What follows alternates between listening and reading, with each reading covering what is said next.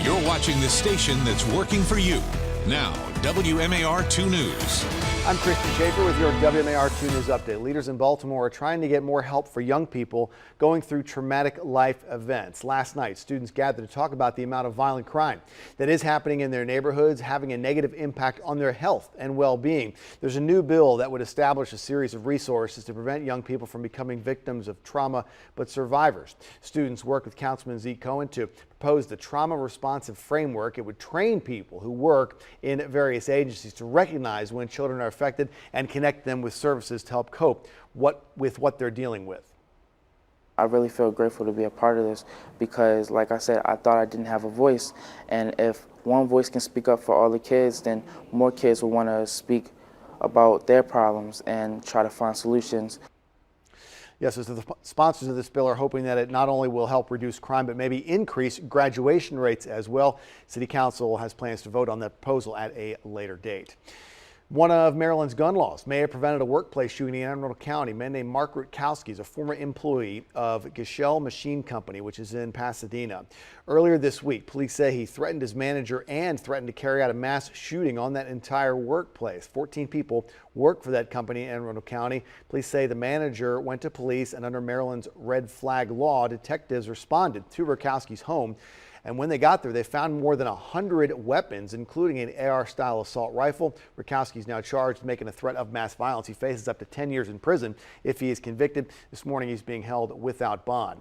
Police in Baltimore County are looking for the person responsible for spray painting racial slurs on the side of this apartment building. This is in Perry Hall. People living at that complex, 3 Dunhaven Place, saw it yesterday morning. It is a death threat against African Americans. We've blurred out part of it. The racist graffiti has been removed from that wall. Baltimore County Police are investigating that incident.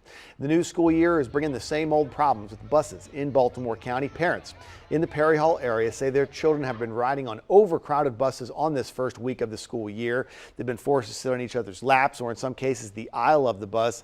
And sometimes students this week have not been picked up at all. School officials say the major issue is the lack of school bus drivers. The vice chair of the Board of Education for Baltimore County says she plans to ask for more funding for bus routes and increases in pay for the county's bus drivers. Baltimore County Public Schools said in a statement that most of the routes in the Perry Hall area have been changed in an attempt to improve transportation service, and they will make continuing adjustments as they focus on fixing the overcrowding on those buses.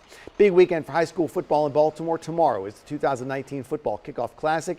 6 Baltimore high school teams facing off. It's a triple header at Baltimore Poly.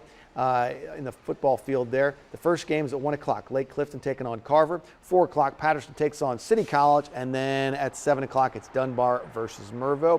We've got a link on where to purchase tickets on the website right now, WMAR2news.com. Costs just $10. And now from WMAR 2 News, Maryland's most accurate forecast.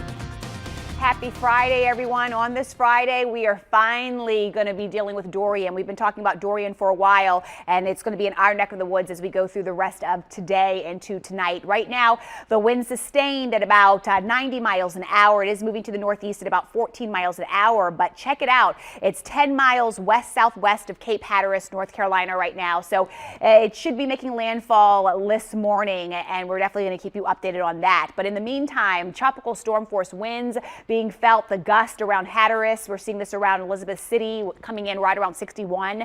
As we go throughout the day, this system is going to continue to move off to the north and east, though, as it will make that turn, all courtesy of the stationary boundary that's going to keep it away from us.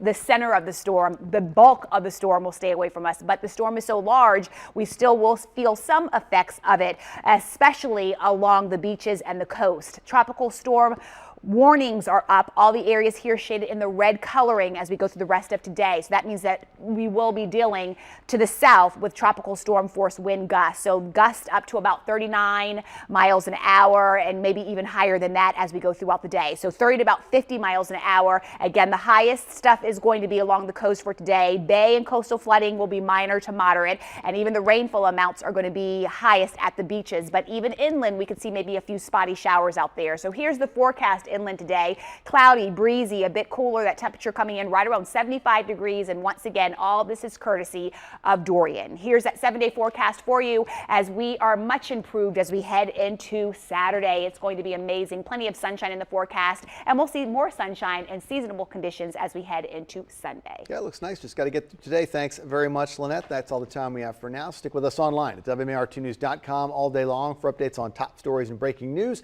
And for news weather on the go, you can download the WMAR2 News app. It's in the App Store. It's got live radar, and you can set up breaking news alerts to come straight to your phone. Thanks for watching. I'm Christian Schaefer.